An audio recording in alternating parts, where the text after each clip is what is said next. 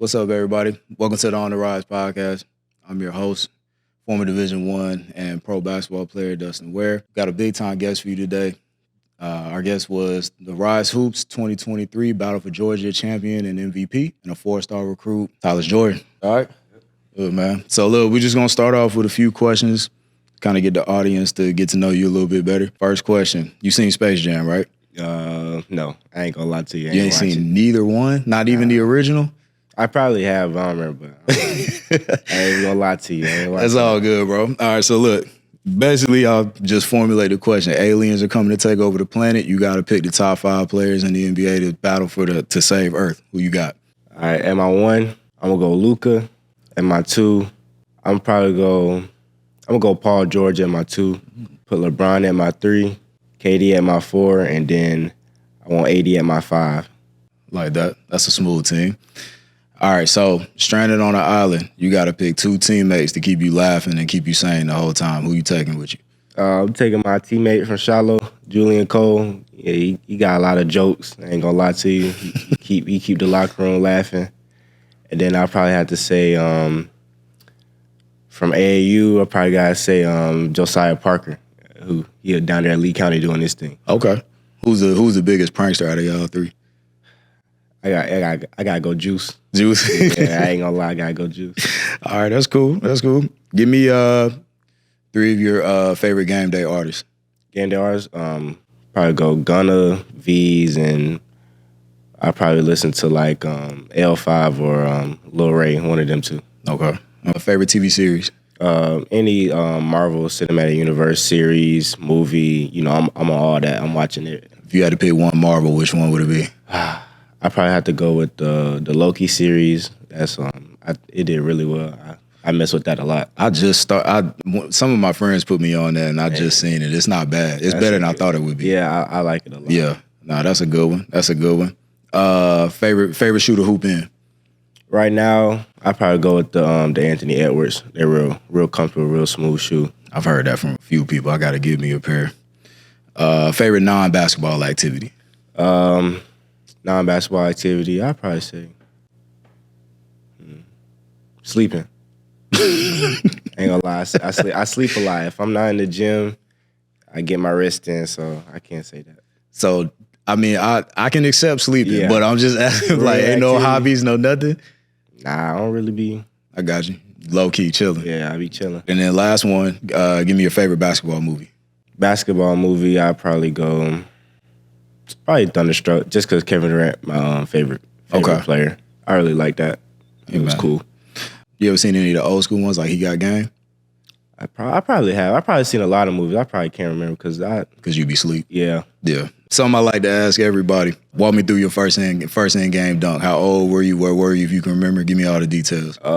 Freshman year, I was 15. I probably just turned 15, maybe 2 months before that.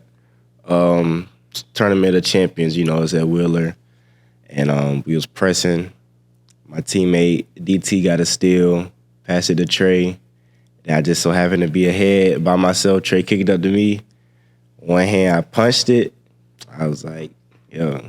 Did you flush it, though? Yeah. Like it was clean? Yeah, it was clean. Everybody was like, oh. I'm like, yeah. How tall were you? Freshman year, I think I was around 6'5", 6'6" right then. Okay. What age did you start playing? 7. I want to say 7 years old. Were you, like, always taller than other kids? Majority, yeah. Okay. Majority, yeah. Did you have I know this is a big thing now, did you have an issue of like coaches trying to make you play center, straight post player all the time? Nah, I can always say like, with the AAU scene with, Coach Kev, Coach Steve, they never made me post up. It was just always like, yo, you the biggest player out there, but you just play. Go get stops, go do everything. So I kind of feel like I naturally had that as I got older and got more mature in my basketball game to like just go be a difference in the game, not just, you got post up. Like go impact winning. Yeah. Especially now, that's what the game is moving to. Having versatility, being able to do a bunch of different things on the floor. But like I said, it's going to be a little bit different. We'll jump around from game to game, show you a bunch of different things. Real good contest, run the floor hard, something that you can definitely do at any given point. Nice finish there. Playing well out of the trap. What I like too is you don't let this guy box you out. Make sure you go hard, get the offensive rebound. Excellent job here reading the double team.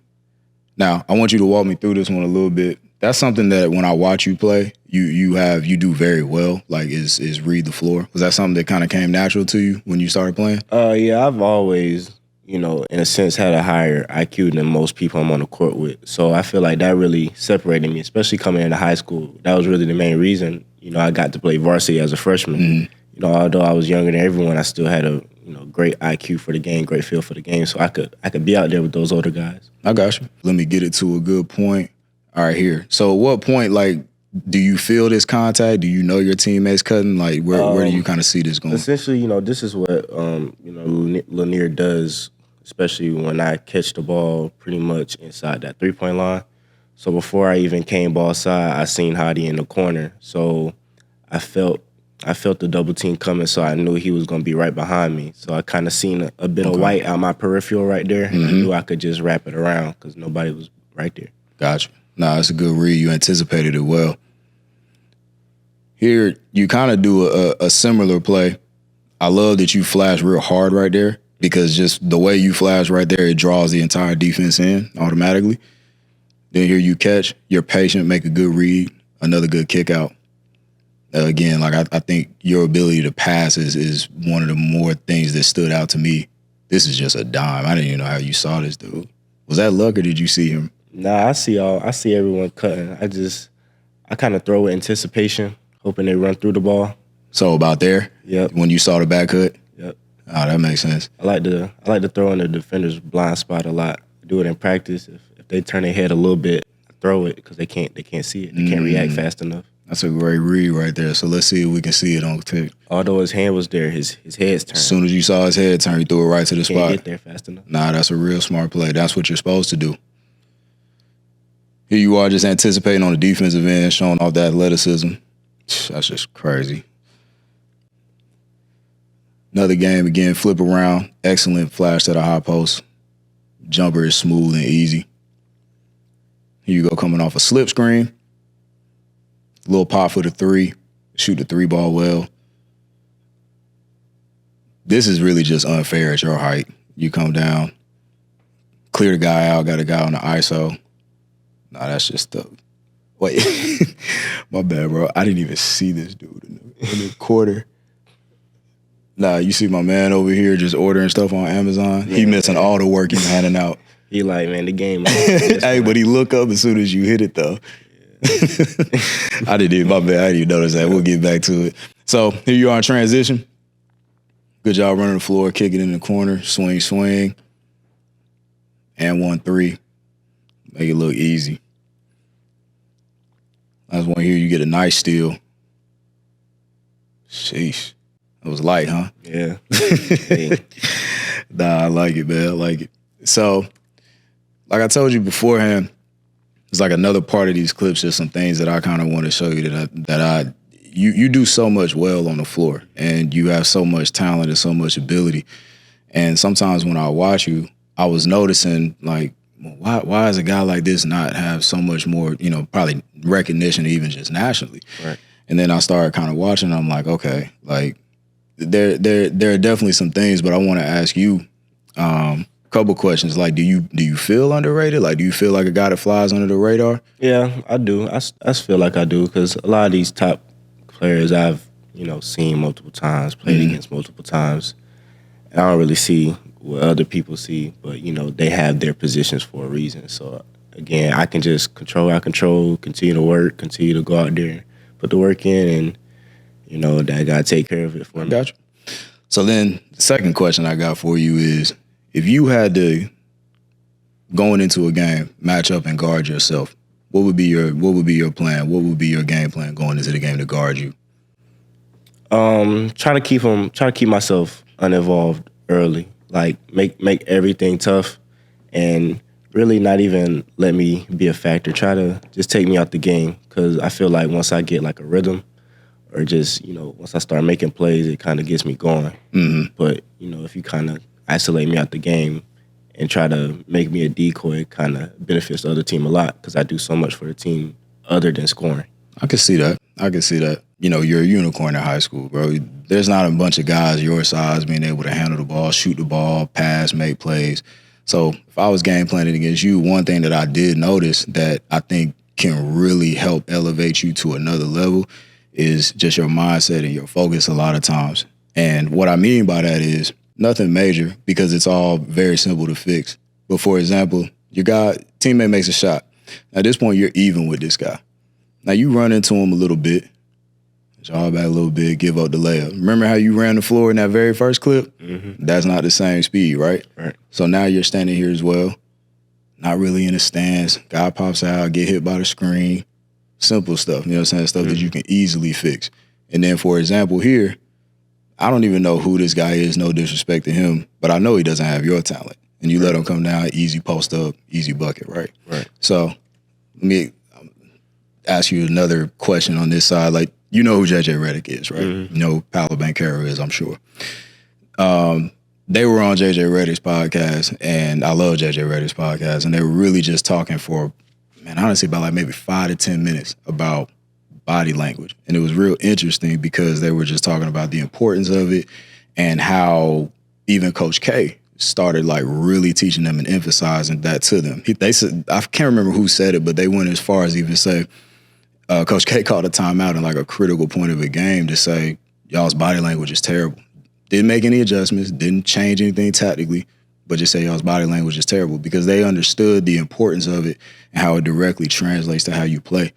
And for me, when I look at you, like I'm like, you as good as you are, I'm like, you haven't even scratched the surface of how good you can be because you can really tap into another level just with dominating the game from the right approach and just the right focus. Right. And you do it at times. And I mean, shoot, we can even show it here just on a compare and contrast clips right here.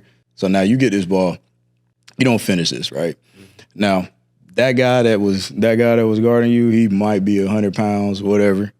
Where you're gonna be in about a year and a half time to 2 years, not getting that call. You know what I'm saying? They're not giving that to you. You gotta go up with a little bit more aggression.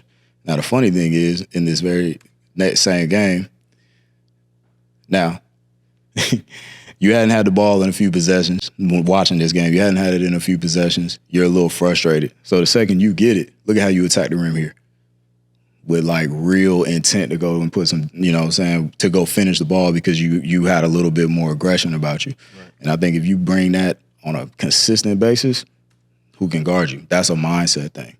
You know what I'm saying? Here, pick and roll, a little bit low, guy hits the shot. You come down a few plays later, make the adjustment. That's not even a great hedge. But because you're there, hands up, you force a deflection to get a steal, right? The reason I bring this stuff up to you, bro, is because you're too good. You're different in that way. For example, and don't get me wrong, I'm not trying to bash you or nothing like that. Like if to say I was focused every game in high school when I played, absolutely not. Are most guys your age focused? Absolutely not. But you ain't most guys. You know what I'm saying? You have a real opportunity to do something special.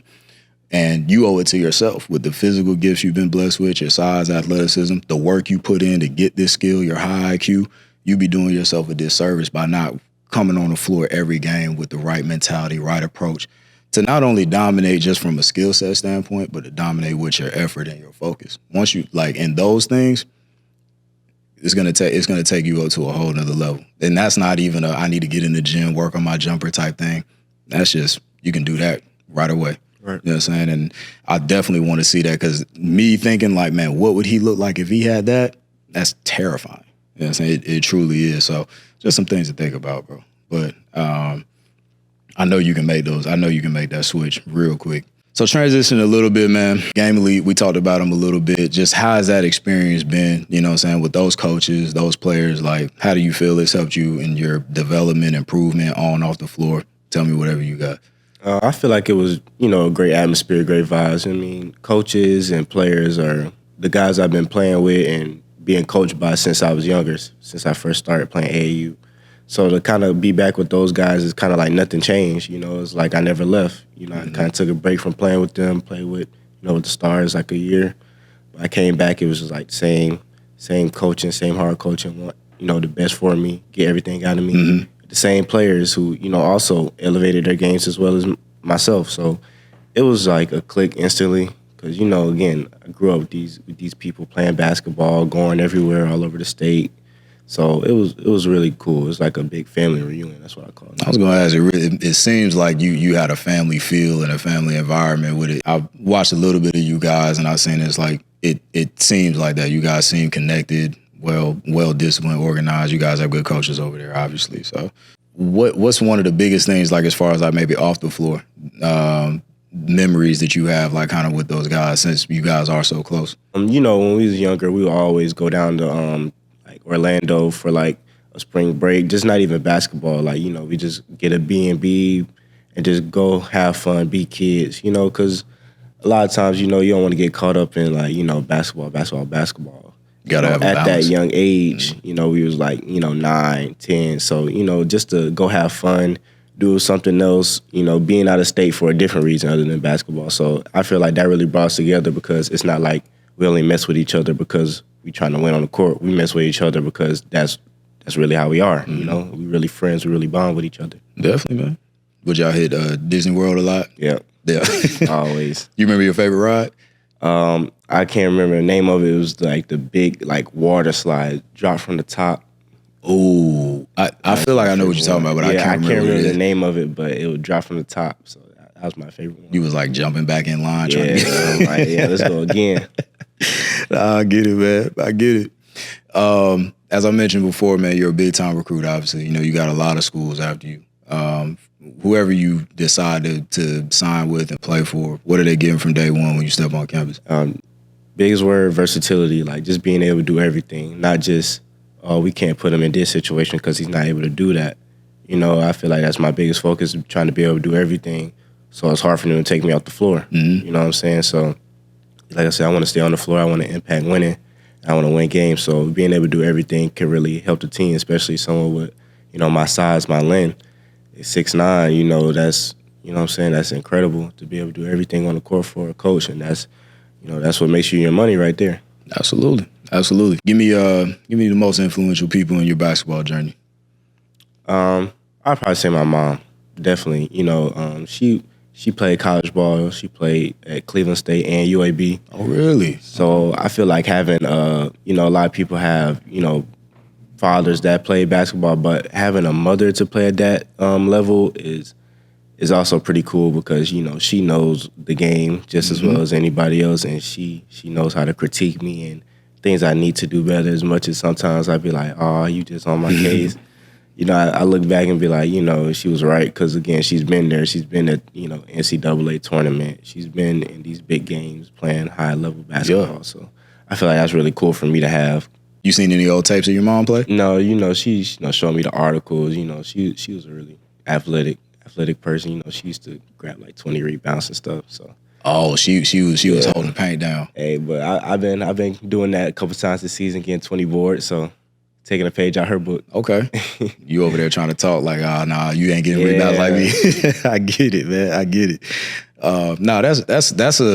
That's a unique like perspective, man. When you have a parent that played high level, you know what I'm saying? Like it's like you said, you coming home and you getting a whole different like view of things, man. And somebody that can talk to you that has your best interest at heart and on both ends. You know, so that's a special thing to have.